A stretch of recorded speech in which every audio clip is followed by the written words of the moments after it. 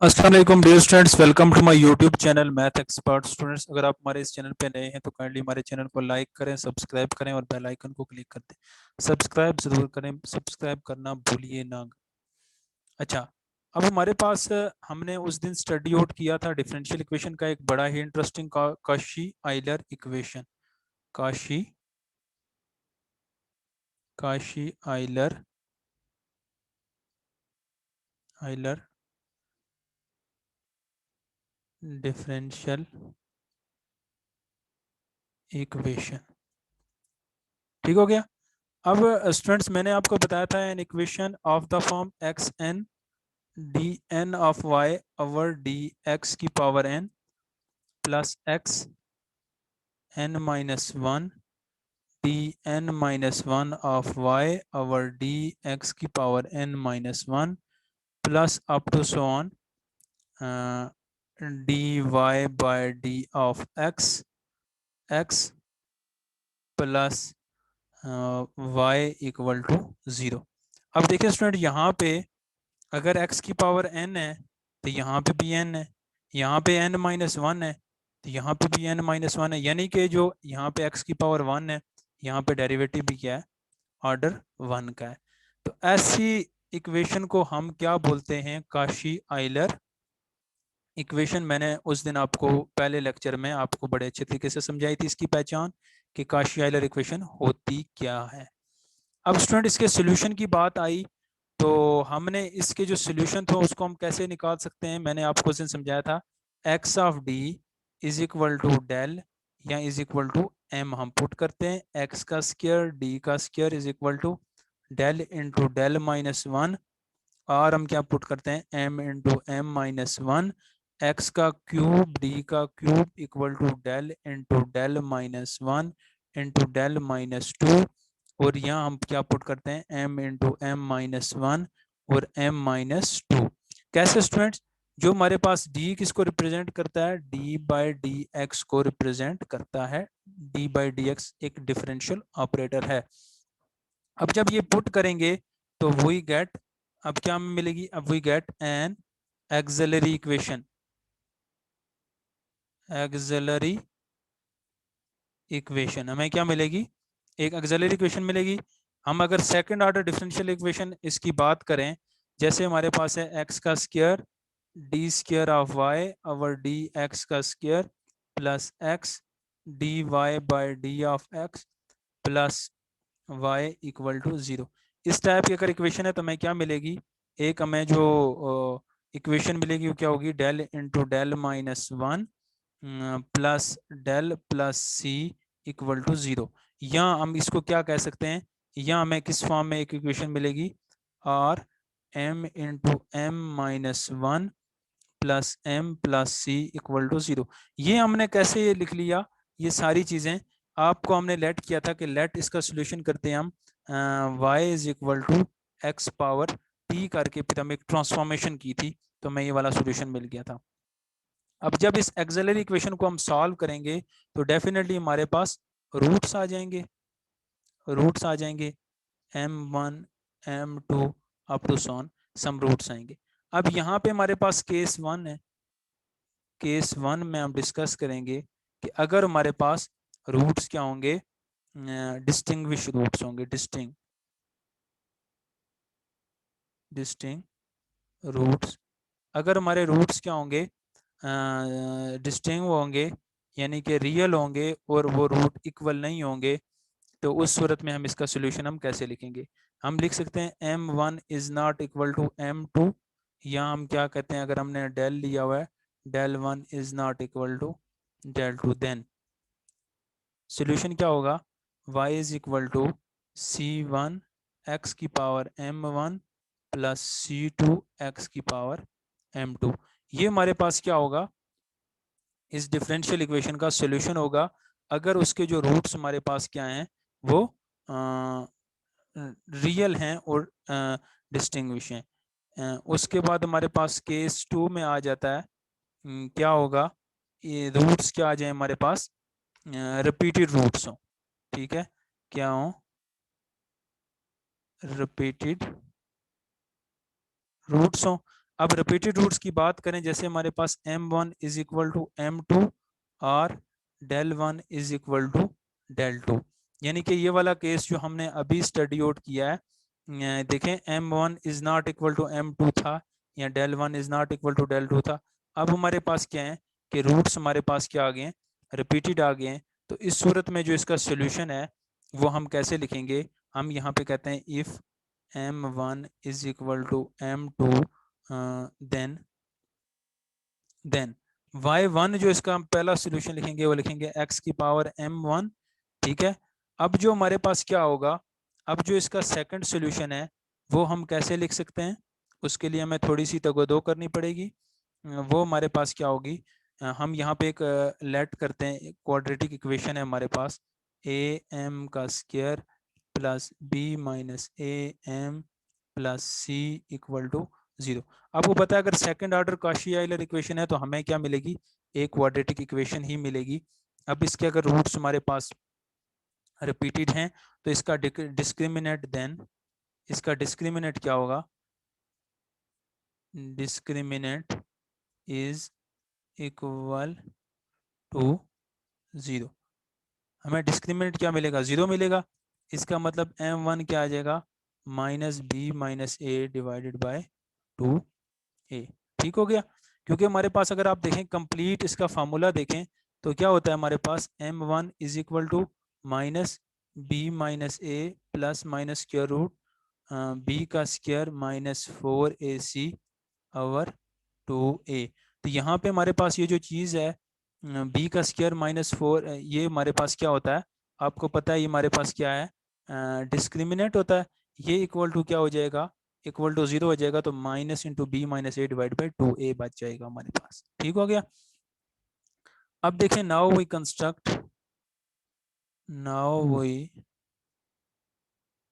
Construct second solution. तो हमारे पास इक्वेशन क्या थी, dy बाई डी एक्स का square plus b divided by a of x dy by D of x plus c over a x का square of y equal to 0।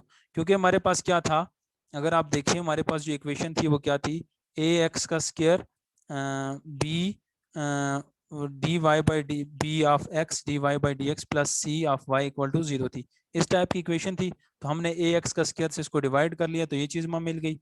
अब देखिए यहाँ पे जो पी ऑफ एक्स आपके पास बन रहा है, पी ऑफ एक्स क्या बन रहा है, B divided by A of x.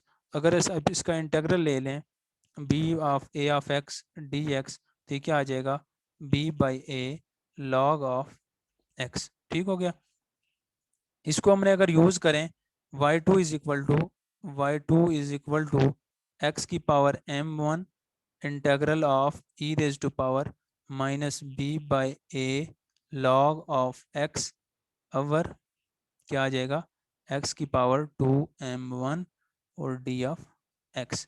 अब देखें इसको, अगर इसको हम सॉल्व करें, m1 इंटेग्रल ऑफ x की पावर माइनस बी बाई ए, ठीक हो गया, x की पावर माइनस 2m1 और d ऑफ x।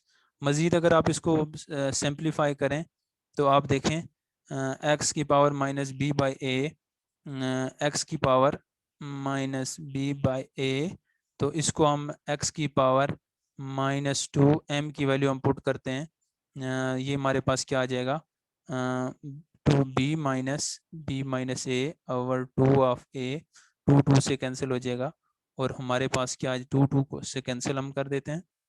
ठीक हो गया। अब देखें इसको अगर मज़ीद सिंप्लीफाई करें, x की पावर m1 है, ठीक है, जो हमने पहला सोल्यूशन इसका निकाला हुआ है, ये आ जाएगा हमारे पास dx ओवर x। ठीक हो गया। तो अब यहाँ से देखें y2 जो हमारा सोल्यूशन बन जाएगा वो क्या बन जाएगा, x की power m1 log of x। तो इस तरह करके हम क्या कर सकते हैं, इसका सेकंड सोल्यूशन फाइंड आउट कर सकते हैं। अगर हमारे पास पहला सोल्यूशन है तो सेकंड सोल्यूशन हमारे पास क्या आ जाएगा, ये आ जाएगा। अगर हमारे पास जो पहला सोल्यूशन है वो क्या है, y is equal to X की पावर m1, तो ये हमने एक सोल्यूशन प्रोसीजर इसका कंस्ट्रक्ट किया है। इस तरह करके हमारे पास जो इसका कंप्लीट सोल्यूशन आ जाएगा, अगर हम उसको लिखना चाहें तो हमारे पास जो कंप्लीट सोल्यूशन आएगा y is equal to C1 x की power M1 plus C2 x की power M1 log of x। ठीक हो गया। सॉरी, ये बन जाएगा हमारे पास, क्या बन जाएगा, लॉग ऑफ x। अगर हमारे पास क्या है, एक थर्ड ऑर्डर इक्वेशन है, थर्ड ऑर्डर का आइलर इक्वेशन है, तो इसका मतलब है इसके 3 रूट्स हमारे पास रिपीटेड होंगे। जो उस वक्त में हम लिखेंगे y is equal to C1 x की power M1 plus C2 x की power M1 log of x plus C3 x की power M1 log of x का square plus up to so on. इस तरह करके हम क्या कर सकते हैं, इसका नेक्स्ट सॉल्यूशन लिख सकते हैं। इसके बाद हमारे पास क्या है, हम नेक्स्ट जो चीज़ डिस्कस करेंगे, हमारे पास है केस 3 कॉम्प्लेक्स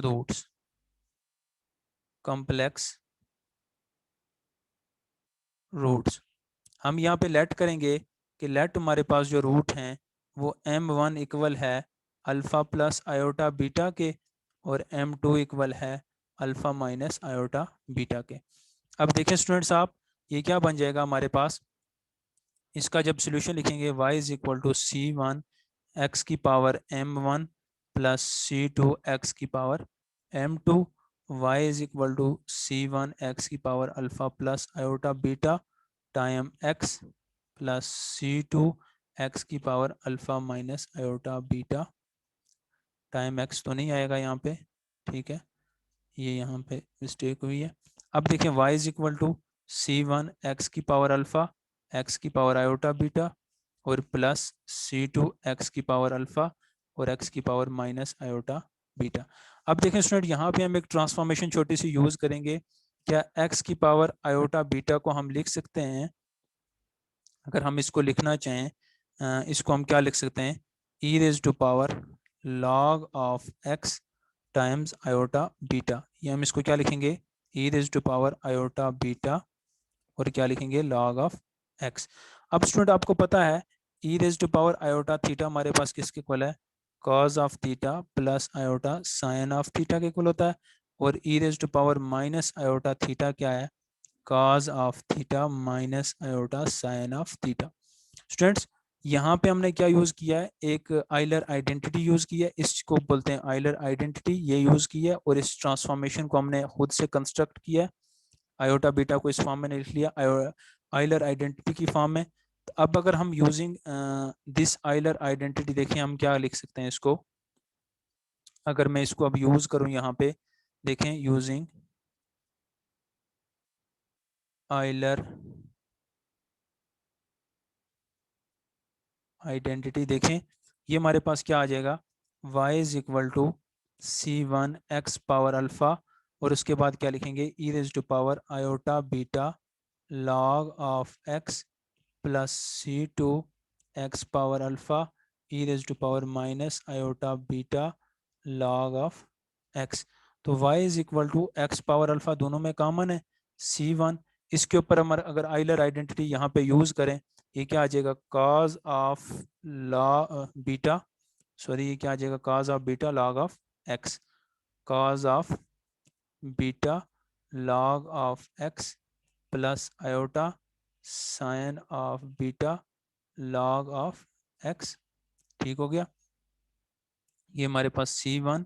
अब प्लस क्या करेंगे, प्लस C2, और उसके बाद हमारे पास क्या आ जाएगा, अगेन हम इसके ऊपर इस पार्ट के ऊपर आइलर आइडेंटिटी लगाएंगे, आ जाएगा cos of beta log of x minus iota sine of beta log of x. ठीक हो गया।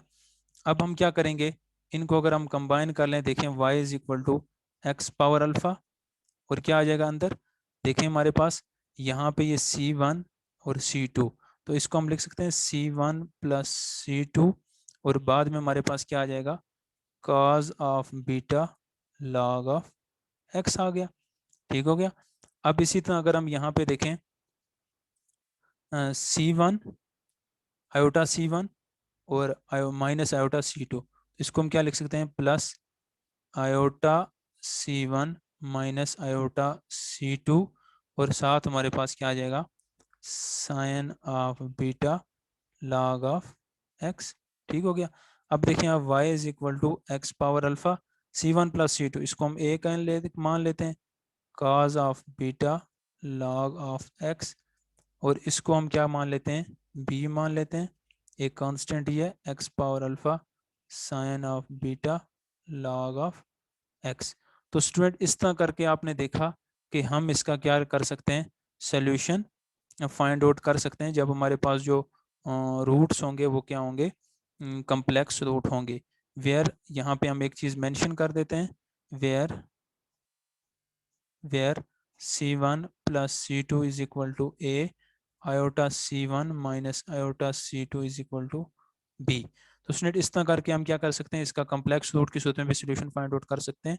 अगर आपको हमारी वीडियोस पसंद हैं तो हमारे चैनल को लाइक करें, सब्सक्राइब करें, और अगर आपको कोई मुश्किल क्वेश्चन है तो आप हमें सेंड कर सकते हैं ईमेल के थ्रू, हम उसको सॉल्व करेंगे और आपको सेंड कर देंगे। Thank you so much.